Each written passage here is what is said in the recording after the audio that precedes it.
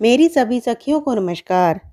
कार्तिक कृष्ण पक्ष की त्रयोदशी तिथि के दिन धनतेरस पर्व मनाया जाता है। सच्चे और पवित्र मन से देवी देवताओं की पूजा करने से जीवन में सफलता आती है। इस दिन अपनी क्षमता के अनुसार कुछ नया अवश्य खरीदें और माँ से प्रार्थना करके कहें कि आपको इस योग्य बनाए कि अगले साल और अच्छा सामान खरीद सकें। इससे माँ आप पर प्रसन्न होगी और धन की वर्षा करेगी। धनतेरस पर सोने चांदी की चीज़ें, पीतल के बर्तन, झाड़ू और धनिया खरीदना शुभ माना जाता है। यहीं स्टील, एल्युमिनियम व लोहे की वस्तुएं, नुकीली या धारदार चीज़ें, प्लास्टिक का सामान, चीनी मिट्टी या कांच के बर्तन खरीदना, काले रंग का सामान खरीदना अशुभ माना जाता है। इस दिन भगवान धन्वंतरी, देवी लक्ष्मी और धन के देवता कुबेर की पूजा की जाती है। भगवान धन्वंतरी का जन्म इसी दिन हुआ था। वे समुद्र मंथन से उत्पन्न हुए थे। जन्म के समय उनके हाथ में अमृत से भरा कलश था। यही कारण है कि धनतेरस के दिन भगवान को प्रसन्न करने के लिए बर्तन खरीदा जाता है। भगवान धन्वंतरी को चिकित्सा का देवता भी माना जाता है। उनकी विधिवत पूजा करने से शरीर निरोग रहता है। धनतेरस के दिन विधि पूर्वक पूजा करने और दीप दान करने से अकाल मृत्यु से छुटकारा भी मिल जाता है। इसलिए भगवान यम की पूजा भी की जाती है। धनतेरस के दिन माता लक्ष्मी की कथा भी सुनी जाती है।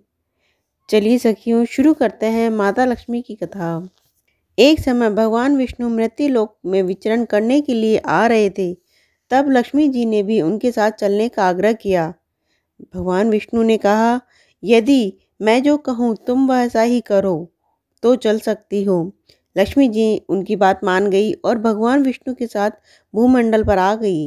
एक जगह पर पहुंचकर भगवान विष्णु ने कहा, जब तक मैं ना आऊँ तुम यहाँ ठहरो। मैं दक्षिण दिशा की ओर जा रहा हूँ, तुम उधर मत आना। विष्णु जी के जाने पर लक्ष्मी जी के मन में कौतूहल जागा कि आखिर दक्षिण दिशा में ऐसा क्या है जो मुझे बनाकर भगवान स्वयं चले गए। लक्ष्मी जी से रहा नहीं गया। वो भगवान विष्णु के पीछे पीछे चल पड़ी। कुछ आगे जाने पर उन्हें सरसों का खेत दिखाई दिया। उसकी शोभा देखकर लक्ष्मी जी मंत्रमुग्ध हो गई और फूल तोड़कर अपना श्रृंगार करने के बाद आगे बढ़ी। आगे जाने पर एक गन्ने के खेत से गन्ना तोड़कर रस चूसने लगी।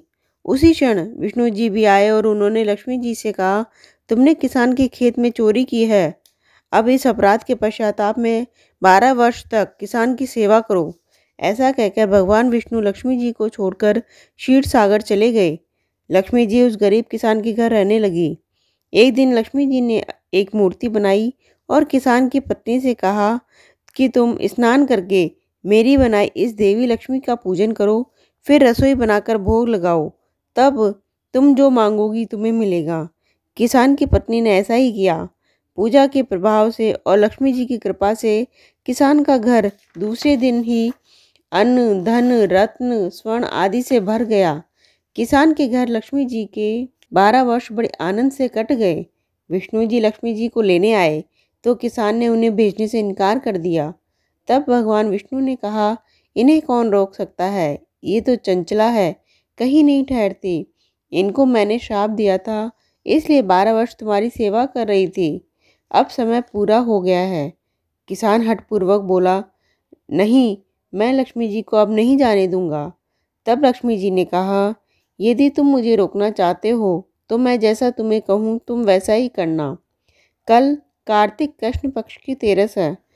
तुम घर को लीप पोत कर स्वच्छ करना, सायकाल को मेरा पूजन करना और एक तांबे के कलश में रुपए भरकर मेरे लिए रखना।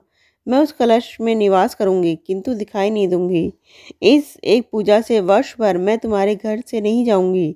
यह कहकर लक्ष्मी जी दीपों के प्रकाश के साथ दसों दिशाओं में फैल गई। अगले दिन किसान ने पूजन किया, उसका घर धन धान्य से पूर्ण हो गया। इस प्रकार हर वर्ष तेरस के दिन लक्ष्मी जी की पूजा होने लगी।